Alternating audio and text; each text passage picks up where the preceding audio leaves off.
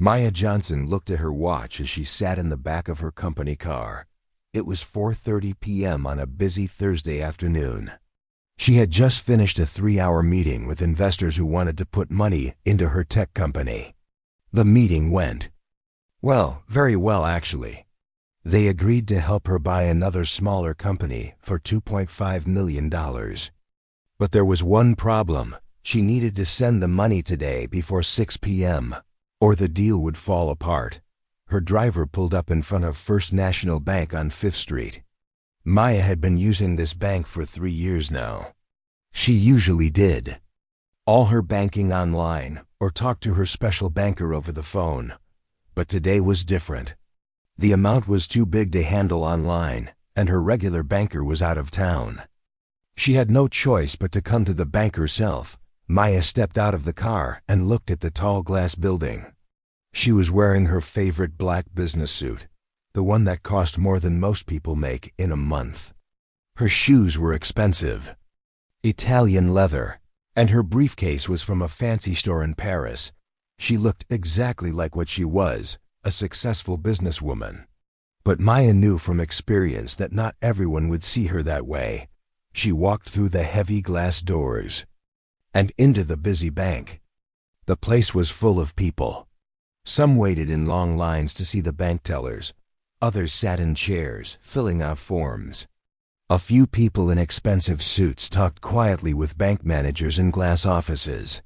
The bank smelled like cleaning products and had that cold feeling that all banks seem to have.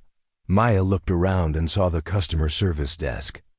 A young woman with blonde hair was sitting there, typing on her computer. Her name tag said Jennifer Walsh, customer service. Maya walked over to her with confident steps.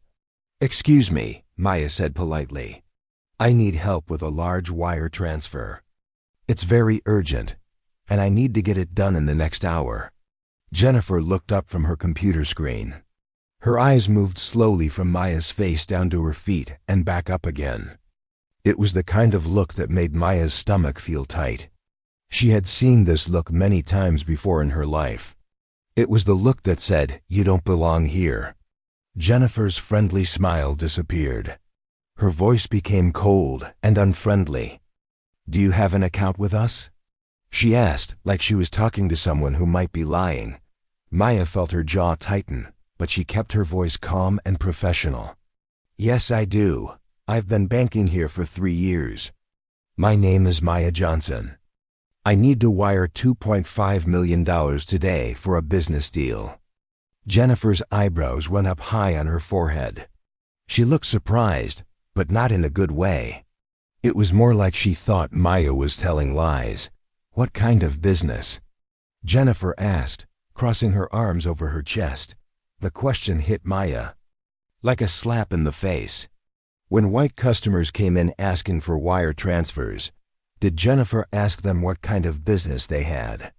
Maya doubted it, but she had learned long ago that getting angry in situations like this usually made things worse. "I own a technology company," Maya replied, keeping her voice steady. "We create software for other businesses. I'm buying another company today, and I need to send the money before 6 p.m., or the deal will be canceled." Jennifer made a face like she had just tasted something bad. She turned to look at another employee working nearby, a man with a thin mustache who was helping.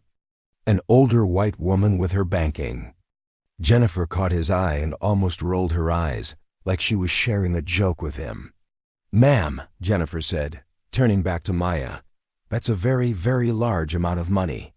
We would need to do lots of checking and see lots of papers before we could do something like that.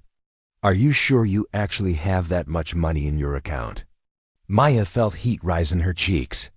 The way Jennifer said "ma'am" sounded more like an insult than politeness. Maya pulled out her expensive phone and opened her banking app. The screen showed her account balance, over $8 million. "Here," Maya said, turning the phone toward Jennifer. "You can see my account balance right here." Jennifer waved, her hand at the phone like she was shooing away a fly. "Oh, anyone can fake those apps these days," she said with a nasty smile. "We need real identification and real proof that you have this money. We can't just trust some app on a phone." "Bye." Now other people in the bank were starting to look over at them. Maya could feel their eyes on her. Some looked curious, others looked uncomfortable, and a few looked like they were enjoying the show.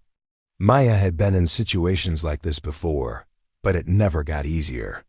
Every time it happened, she felt like a little piece of her dignity was being stolen. From his glass office across the bank floor, the branch manager had been watching the conversation. His name was Robert Stevens, and he was a short man with gray hair who always wore cheap suits that didn't fit him right. Robert had been the manager of this branch for 8 years, and he thought he was very good at spotting trouble. Robert stood up from his desk and walked over to where Maya and Jennifer were talking. His face looked serious and unfriendly. "Is there some kind of problem here?" he asked Jennifer, but his eyes stayed on Maya. "This woman says she wants to wire over $2 million, Jennifer explained, speaking about Maya like she wasn't standing right there. "She says she owns some kind of tech company, but I don't think she really has that kind of money. Something seems fishy about the whole thing." Robert looked Maya up and down, just like Jennifer had done, but his look was even worse. It was the look of someone who had already decided she was guilty of something. "Ma'am," he said in a voice that was trying to sound official, "I'm going to have to ask you to leave the bank. We can't process transactions like this without proper verification. And frankly, this whole situation seems very suspicious to me." Maya felt like someone had punched her in the stomach. She had been successful for so long that she sometimes forgot how some people still saw her. But moments like this brought it all back. Every time someone had doubted her, every time someone had made her feel small, every time someone had treated her like she didn't deserve to be where she was. "I'm not leaving," Maya said quietly but firmly. "I'm a customer here, and I have legitimate business to conduct." Robert's face got red. "Ma'am, we have security protocols, and right now, you're making other customers uncomfortable. I'm asking you nicely to leave, but if you don't, I'll have to call security." Around the bank, people had stopped doing their own business to watch what was happening.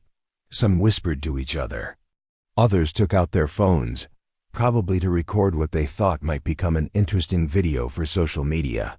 Maya looked around at all the faces staring at her. She felt angry, embarrassed, and tired all at once. She was tired of having to prove herself over and over again. She was tired of being treated like a criminal when she was just trying to do business. Most of all, she was tired of people like Robert and Jennifer who thought they could treat her badly just because of how she looked. "Fine," Maya said, picking up her briefcase. "I'll leave. But this isn't over." She walked toward the door with her head held high, even though inside she felt like crying. Behind her, she could hear Jennifer and Robert talking quietly, probably congratulating themselves on handling the situation. Other customers went back to their banking, and the bank returned to normal. But Maya Johnson was not a normal customer, and what was about to happen next would be anything but normal. Maya sat in her car outside the bank, her hands shaking with anger. She gripped the steering wheel so tight that her knuckles turned white. Through the big glass windows, she could see Jennifer laughing with another employee. Robert was back in his office, probably feeling proud of himself for protecting his bank from what he thought was a suspicious person. Maya looked at her phone. It was 4:45 p.m. She still had time to get the wire transfer done, but she would have to go to another bank across town. The traffic was terrible at this time of day. She might not make it before 6 p.m. Her whole business deal could fall apart. Because of what just happened, she took a deep breath and tried to calm down. Maya had built her company from nothing. She started in her garage with just her computer and a big dream. Now her company employed over 200 people and made millions of dollars every year. She had worked too hard to let people like Robert and Jennifer ruined everything for her. Maya decided to go back inside. She wasn't going to let them win. She had every right to be in that bank, and she was going to make them serve her properly. She got out of her car and walked back toward the glass doors. As soon as she walked inside, Jennifer saw her. The blonde woman's face changed from relaxed to annoyed very quickly. "Excuse me," Jennifer called out loudly. "I thought we asked you to leave." Everyone in the bank turned to look at Maya again. This time, even more people were watching. Some customers looked scared, like they thought Maya might cause trouble. Others looked curious, like they were watching a TV show. A few people even took out their phones to record what was happening. "I'm a customer here," Maya said calmly but loudly enough for everyone to hear. "I have an account, and I have business to do. You can't kick me out just because you don't like how I look." Jennifer's face turned red. "That's not what this is about," she said, but her voice sounded like she was lying. "This is about following bank rules and keeping everyone safe." "Safe? From what?" Maya asked. "From a woman in a business suit trying to do a legal bank transaction?" Robert heard the noise and came out of his office again. This time he looked really angry. "Ma'am, I told you to leave once already. If you don't go right now, I'm calling security." "Go ahead and call them," Maya said. She was scared inside, but she didn't want to show it. "Call them and explain why. You're having a successful businesswoman arrested for trying to use her own bank." Robert pulled out his phone, but he didn't dial any numbers yet. He was starting to realize that maybe this situation was getting bigger than he wanted it to be. Some of the customers were looking at him like they didn't approve of what he was doing. An older black man who was waiting in line spoke up. "What exactly did this lady do wrong?" he asked Robert. "I've been watching, and all I saw was her trying to do some banking." "This is none of your business," Robert snapped at the man. But now other people were starting to pay attention in a different way. They were beginning to ask questions. A young white woman with a baby said, "She seems nice enough. Why can't she just do her banking like everyone else?" Jennifer tried to explain. "She wants to wire over $2 million, but she can't prove she has that kind of money. We have to be careful about money laundering and fraud." Maya had heard enough. She pulled out her phone again and opened her banking app. But this time, she didn't just show it to Jennifer. She held it up high so that several people around her could see the screen. "Here's my account balance," Maya announced loudly. $8.3 million. "My name is Maya Johnson, and I own Johnson Tech, one of the biggest software companies in this city. I've been banking here for 3 years, and today these people are treating me like a criminal." The people around her gasped when they saw the numbers on her phone screen. $8 million was more money than most of them would see in their whole lives. Suddenly, the situation looked very different to everyone watching. "Anyone can fake those apps," Jennifer said again, but now her voice sounded weak and uncertain. She was starting to realize that maybe she had made a big mistake. "Really?" said a man in an expensive suit who was standing nearby. "Because I use the same banking app, and that looks real to me. Also, I know Johnson Tech. They're a huge company. I've seen their CEO in the newspaper." He looked at Maya more carefully. "Wait a minute. Are you Maya Johnson? The Maya Johnson who was on the cover of Business Weekly last month?" Maya nodded. "Yes, that's me." The man's face went white. "Oh my God, Robert, do you know who this is?" "She's one of the most successful tech entrepreneurs in the state. Her company is worth over $50 million. Robert's confident expression started to crack. He looked confused and worried. Jennifer looked like she wanted to disappear into the floor. "That's impossible," Robert said. But he didn't sound sure anymore. "She doesn't look like—" He stopped talking because he realized what he was about to say. He was about to say that Maya didn't look like a successful CEO, but what did a successful CEO look like? Like him? Like Jennifer? The truth was ugly, and now everyone could see it. Maya looked around at all the faces watching her. Some people looked embarrassed. Others looked angry at Robert and Jennifer. A few people were still recording everything with their phones. "You're right," Maya said to Robert. "I don't look like what you think a successful CEO should look like. I'm young, I'm black, and I'm a woman. But I built my company from nothing, and I employ over 200 people. I pay more in taxes every year than you probably make in salary. And today you treated me like garbage because you made assumptions about me based on how I look." The bank was completely quiet now. Even the tellers had stopped working to listen. Jennifer was crying quietly at her desk. Robert's face was red, and he looked like he wanted to run away. An elderly white woman who had been watching everything walked over to Maya. "Honey," she said gently, "I am so sorry about how these people treated you. This is not right, and everyone here knows it." Other customers started nodding and agreeing. Someone said, "This is terrible." Another person said, "You should report this to their boss." Maya felt a little better knowing that not everyone thought what happened was okay.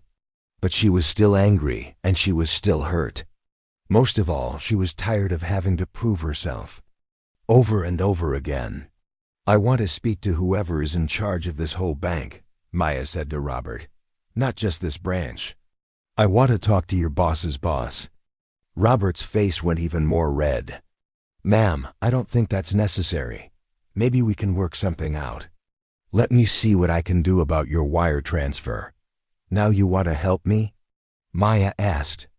"After you embarrassed me in front of all these people? After you treated me like a criminal? It's too late for that." Maya pulled out her phone and started looking through her contacts. She was looking for a number she rarely used, but today was going to be different.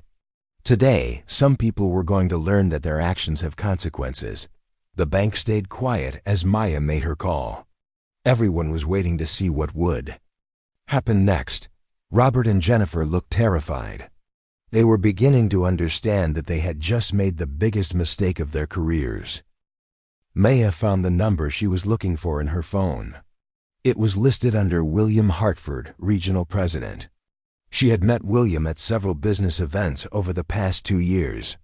He was a tall, friendly man in his 50s who always treated her with respect. William ran all the First National Bank branches in the entire city. He was Robert's boss's boss's boss. Maya looked around the bank one more time. Everyone was still watching her. Some people had their phones out, recording everything. Jennifer was wiping tears from her eyes, and Robert looked like he was about to be sick. The other bank employees were whispering to each other, trying to figure out what was happening. "I need to make this call outside," Maya announced to everyone. "But don't worry, I'll be right back." She walked out of the bank with her head held high. Once she was outside, Maya took a deep breath of fresh air. Her hands were still shaking, but now it was more from excitement than anger. She was about to change everything. Maya pressed William's number and waited for him to answer. It rang twice before she heard his familiar voice. "Maya, this is a surprise. How are you doing?" William sounded genuinely happy to hear from her. "Hello. William, I'm calling because I need your help with something very serious. I'm standing outside your 5th Street branch right now, and I just had the worst experience of my life." Maya's voice was calm and professional, but William could hear something else underneath. "What happened? Tell me everything." Maya told William the whole story. She explained how she came to the bank to do an urgent wire transfer. She told him about Jennifer's cold treatment and suspicious questions. She described how Robert kicked her out of the bank and threatened to call security.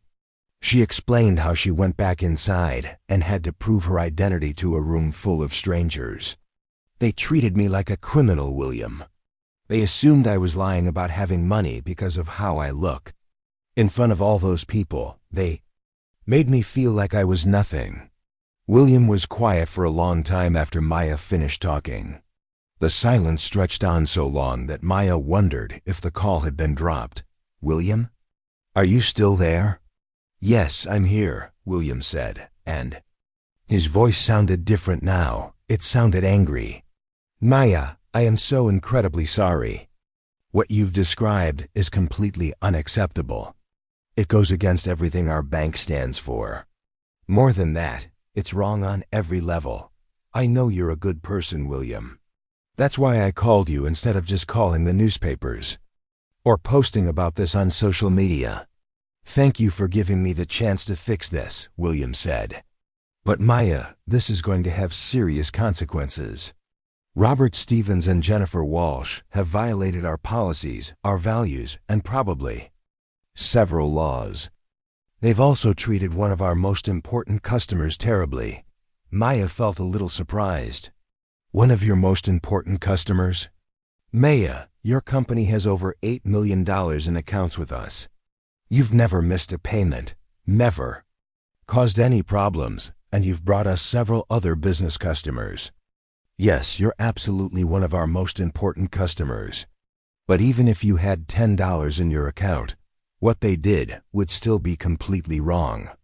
Maya felt tears starting to form in her eyes, but these were different tears. These were tears of relief. Finally, someone in charge was taking her seriously. What happens now? Maya asked. Give me 5 minutes, William said. I'm going to make some phone calls. Then I want you to go back inside that bank. Someone will be there to help you with your wire transfer, and they will treat you with the respect you deserve. Are you sure? Because I don't think I can handle going through that again. Maya, I promise you that what happened in there will never happen again. Not to you, not to anyone. I'm going to make sure of that. After William hung up, Maya stayed outside for a few more minutes. She watched people walking by on the busy street. Some were rushing to catch buses, others were shopping, and a few were just enjoying the afternoon. All of them looked normal and happy. None of them had just been humiliated in front of a room full of strangers. Maya thought about all the times in her life when something like this had happened. When she was in college, a professor once asked her if she was sure she belonged in his advanced computer science class. When she started her company, investors questioned whether she really understood technology. When she bought her first expensive car, the salesman kept trying to show her cheaper models. Each time, Maya had to prove herself. Each time, she had to work twice as hard to get half the respect. She was tired of it, but she never stopped fighting.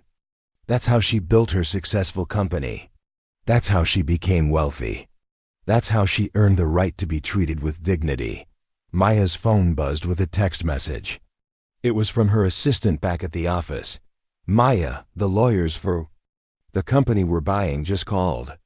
They had some problems with their paperwork, so they're asking if we can delay the wire transfer until tomorrow morning. Is that okay? Maya almost laughed out loud. The whole reason she was in such a hurry was gone. The deadline had moved to tomorrow. She didn't need to send the money today after all. But now it was about more than just the money. It was about making sure this never happened to anyone else. She texted back, "Yes, that's fine. I'll handle it tomorrow. Thanks for letting me know." Maya put her phone away and looked back at the bank. Through the big windows, she could see that people were still inside, probably talking about what had happened. She wondered if Robert and Jennifer had any idea what was coming for them. Her phone rang again. It was William. "Maya, I've made several calls. I'm sending Sarah Chun to meet you at the branch. She's our vice president of commercial banking, and she's going to personally handle your wire transfer. She'll be there in about 10 minutes. Thank you, William. I really appreciate this. Maya, there's something else. I've also called the district manager and the human resources department. What happened today is not just going to be swept under the rug. There will be consequences." Maya felt a mix of satisfaction and nervousness. She wanted justice, but she also knew that people's jobs were about to be affected. "I don't want to ruin anyone's life," Maya said. "I just want to be treated fairly. I understand that, and I respect you for saying it. But Maya, if we don't take strong action, this will happen again. Maybe not to you, but to someone else who doesn't have your success or your connections. We can't let that happen." William was right, and Maya knew it. Sometimes, standing up for yourself meant standing up for everyone who couldn't stand up for themselves. "Okay," Maya said. "I'm going back inside."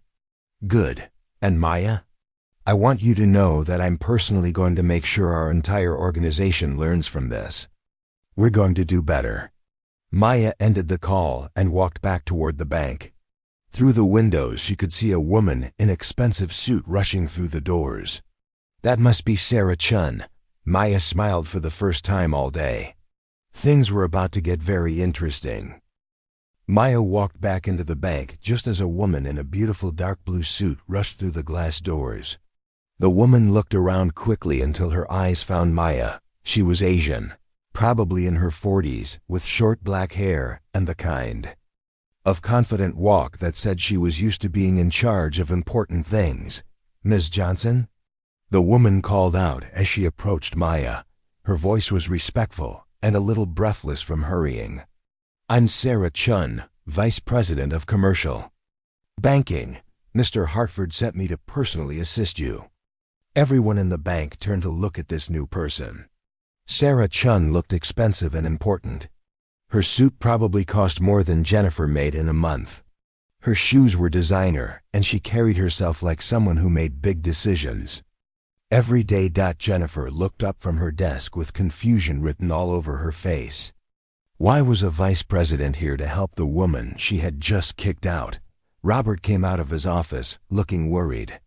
He could tell something big was happening, but he didn't understand what yet. "Ms. Johnson, I cannot tell you how sorry I am about what happened here today," Sarah said loudly enough for everyone nearby to hear. "Mr. Hartford has told me everything, and I want you to know that this does not represent who we are as a bank." Maya nodded politely. "Thank you for coming, Ms. Chun. I appreciate Mr. Hartford sending someone to help me." Sarah looked around the bank and saw all the people watching them. She made a decision to speak even louder, making sure everyone could hear what she was saying. "Ms. Johnson, your company Johnson Tech has been one of our most valued commercial clients for 3 years now. You've never had a single problem with any transaction, and your account has always been in perfect standing. The wire transfer you requested for $2.5 million should have been handled immediately and with complete professionalism." Jennifer's mouth fell open. Her face went completely white. She was starting to understand that the woman she had treated badly was not just any customer. Robert's confident expression cracked like a broken mirror. His hands started shaking as the truth began to hit him. Sarah continued speaking, her voice getting stronger. "Your company's main account shows a current balance of $8.3 million. Your business loan account has another $2 million. Your investment accounts with us hold over $12 million. You are one of the top 5 commercial clients at this branch." The numbers hit the watching crowd like bombs going off. $22 million total. People started whispering to each other. Some took out their phones to record what was happening. The elderly man who had spoken up for Maya earlier shook his head in disgust at Robert and Jennifer. "That's impossible," Jennifer said weakly, but everyone could hear that she didn't believe her own words anymore. Sarah turned to look at Jennifer with cold eyes. "I have Ms. Johnson's complete banking history right here on my tablet," she said, holding up an expensive-looking device. "Would you like me to read it out loud to everyone?" Jennifer shrank back in her chair like she was trying to disappear. She didn't answer. Robert tried to save himself. "We were just following security procedures," he said, but his voice sounded desperate. "Large wire transfers require extra verification."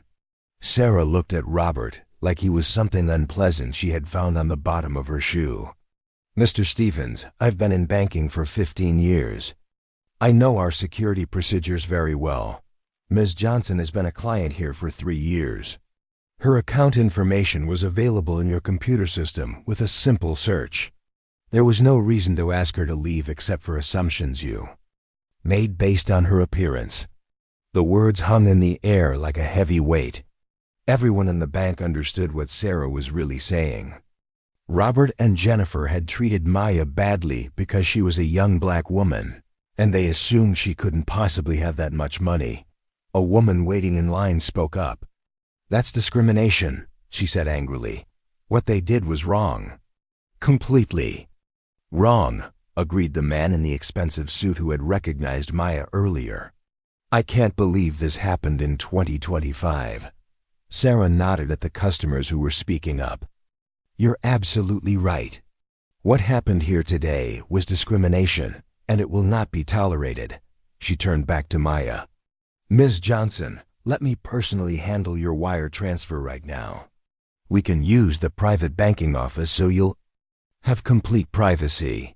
Maya looked around the bank one more time. All the faces that had been watching her with suspicion an hour ago now looked at her with respect and sympathy. Jennifer was crying quietly at her desk.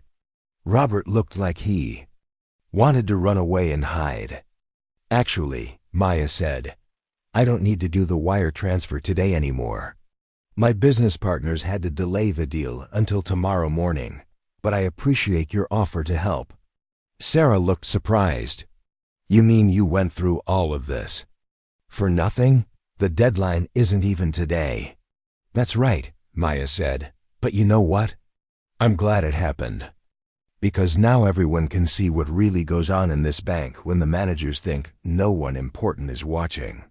An older black woman who had been waiting in line started clapping her hands slowly. "Good for you, honey," she said. "Good for you for standing up to them." Other customers started clapping too. Soon, almost everyone in the bank was applauding Maya. She felt tears in her eyes again, but these were good tears.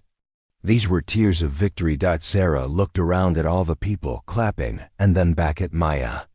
"Ms. Johnson, would you be willing to let me make this right?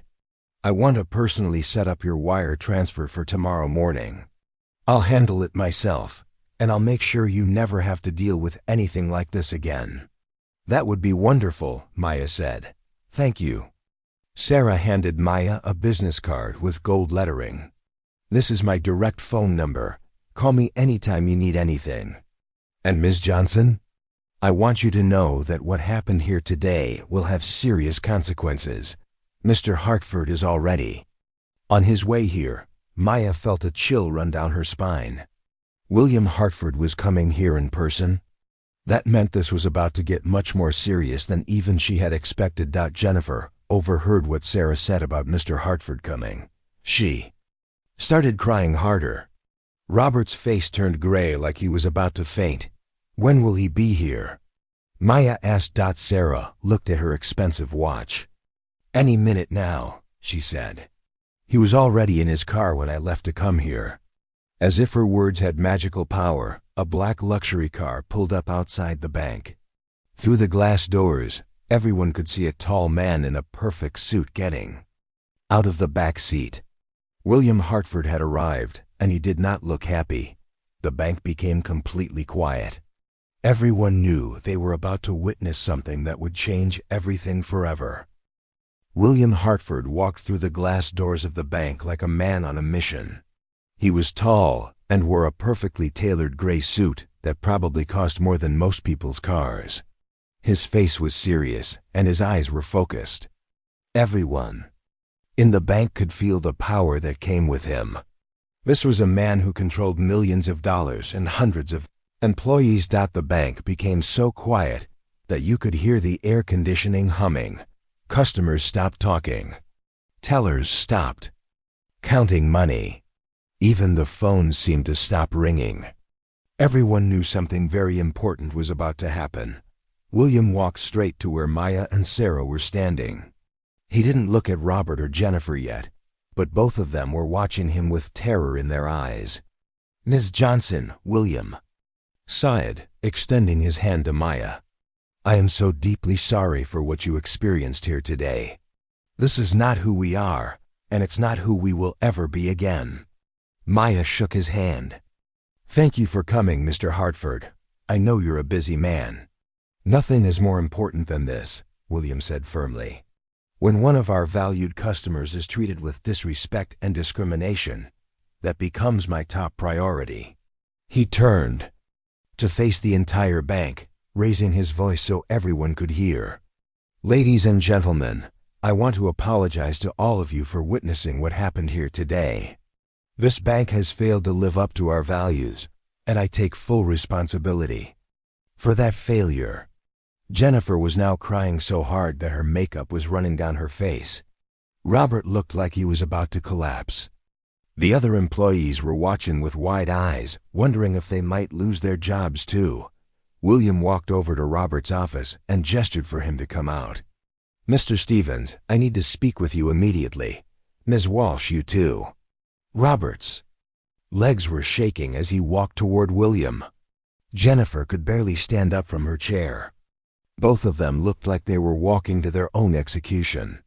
"Before we talk privately," William announced to the entire bank, "I want everyone here to understand what happened today. Ms. Maya Johnson is the CEO and founder of Johnson Tech, one of the most successful technology companies in our city. Her company employs over 200 people and generates millions of dollars in revenue every year." The customers in the bank looked amazed. Some had heard of Johnson Tech but had never seen Maya before. Others were just impressed by the numbers William was sharing. "Ms. Johnson has banked with us for 3 years," William continued. "She has never missed a payment, never bounced a check, and never caused any problems. Her accounts with our bank hold over $22 million. She is not just a good customer, she is one of our most important commercial clients." An older white man in the crowd shook his head in disgust. "Those two should be ashamed of themselves," he said loudly. "Treating a successful businesswoman like that." William nodded at the man. "You're absolutely right, sir. And that's why what happens next is so important." He turned to Robert and Jennifer, who were now standing in front of him like children who had been caught stealing candy. "Mr. Stevens, Miss Walsh, you both violated our bank's policies on customer service. You also violated our policies on discrimination. But most importantly, you violated basic human decency." Robert tried to defend himself one more time. "Sir, we were just being careful. We were trying to protect the bank from fraud." William's eyes flashed with anger. "Protect the bank from fraud? Mr. Stevens, Miss Johnson's account information was available in your computer system. A simple search would have shown you her account balance and banking history. Instead, you made assumptions based on her appearance." Jennifer finally spoke up through her tears. "I didn't mean to be racist. I was just doing my job." "Your job," William said coldly, "is to serve customers with respect and professionalism. Your job is to treat every person who walks through those doors with dignity. You failed at your job in the worst possible way." Maya had been watching everything quietly, but now she stepped forward. "Mr. Hartford, I want to say something." William nodded. "Of course." Maya looked at Robert and Jennifer, then at all the customers who were still watching. "I don't want anyone to think this is about revenge. This is about making sure it never happens again. Not to me, not to anyone else." She paused and looked directly at Jennifer. "Jennifer, you asked me what kind of business I had. Let me tell you about my business. I started my company in my garage with nothing but a computer and a dream. I worked 18 hours a day for 3 years before I made my first profit. I've been told I wasn't smart enough, strong enough, or good enough more times than I can count." Jennifer was listening with tears streaming down her face. "But I never gave up," Maya continued. "I built something amazing, and I employ people who look like me and people who don't look like me.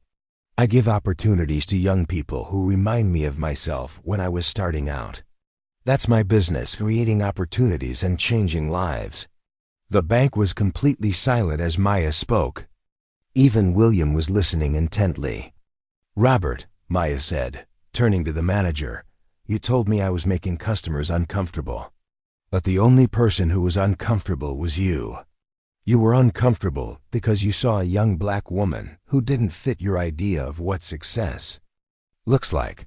Robert's face was red with shame. He couldn't look Maya in the eyes. William stepped forward again. Ms. Johnson, your words show the kind of grace and leadership that makes you successful. But grace doesn't mean there shouldn't be consequences. He turned back to Robert and Jennifer. You're both fired. Effective immediately. Please collect your personal belongings and leave the building. The words hit the bank like thunder. Several customers gasped out loud. Jennifer started sobbing harder. Robert's face went completely white. Sir, please, Robert begged. I have a family. I need this job. You should have thought about that before you humiliated one of our best customers, William replied without sympathy. Your employment is terminated. Security will escort you out. 2 security guards who had been waiting outside came into the bank. They didn't need to use force. Robert and Jennifer were too shocked to resist. Within 10 minutes, both of them had packed their few personal items and left the building forever. William addressed the remaining employees. Let this be a lesson to everyone. We serve all customers with equal respect and dignity. Discrimination has no place in our bank, and it will always result in immediate termination. He turned to the customers who had witnessed everything. I want to thank you all for your patience today. What you saw was wrong, but I hope you also saw that we take swift action when our values are violated. Maya shook hands with William and Sarah one more time. Thank you for handling this properly, she said. Thank you for giving us the chance to do the right thing, William replied. As Maya walked out of the bank, several customers applauded her again. She had stood up for herself and won. But more importantly, she had made sure that the next person who walked through those doors would be treated with the respect that every human being deserves. Outside, Maya got back into her car and smiled. Tomorrow she would return to complete her wire transfer.